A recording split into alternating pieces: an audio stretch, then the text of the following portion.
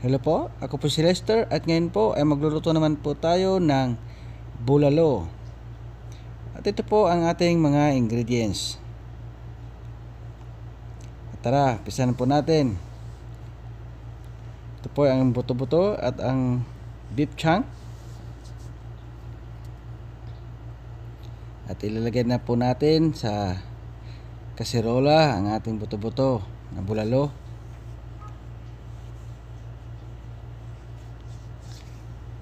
Siguraduhin po natin malinis po ang ating nabiling karne.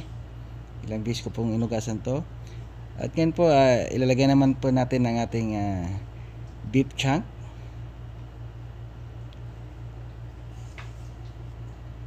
Pagulan po natin. Yan po. At ngayon po ay maglalagay naman po tayo ng tubig. Yan.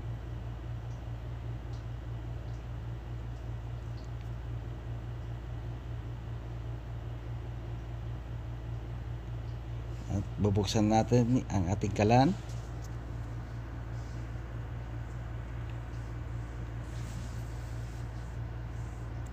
At maglalagay po tayo ng asin. Ayan. Takpan po natin at pakuluan po natin ng 2 oras.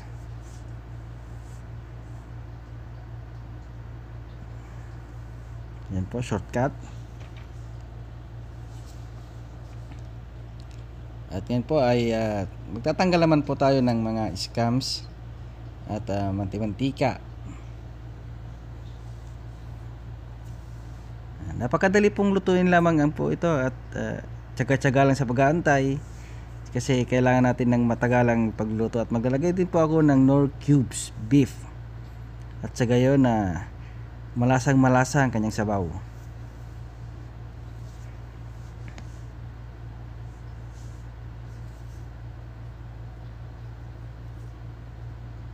Tikpan po natin.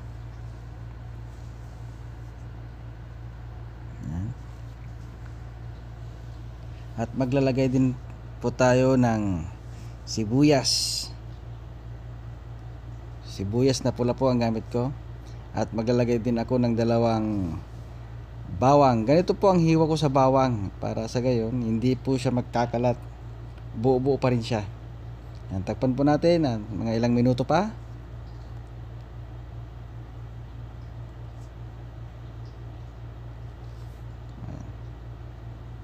Yan. At maglalagay na rin tayo ng paminta. Naglagay din po pala ako ng patis. Hindi ko lang po na-videohan. Yan. At nag-ibabaw na po ang mantika. Tanggalin po natin ang mga mantika. Sige, hindi po tayo maumay.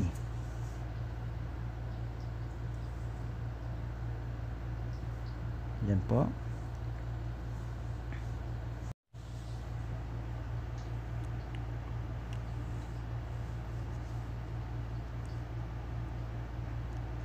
Yan po.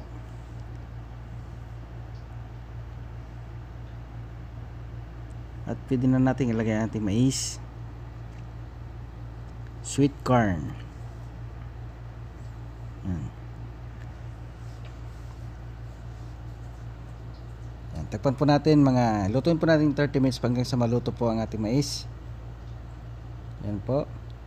At naglagay na rin po ako ng bagyo pichay or umbok sa ating mangkok. Ayan po. At i-ready na po natin ang ating bulalo. At makakain na tayo at makahigop ng mainit na sabaw. Ayan.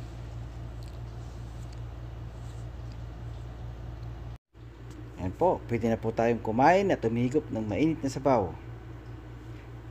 At kung nagustuhan nyo po ang video na to, pa-subscribe na lang po. Pakipindutan din po ang ating notification bell. At sa ganun po, updated po kayo sa aking mga putahe pang lulutuin. Salamat po.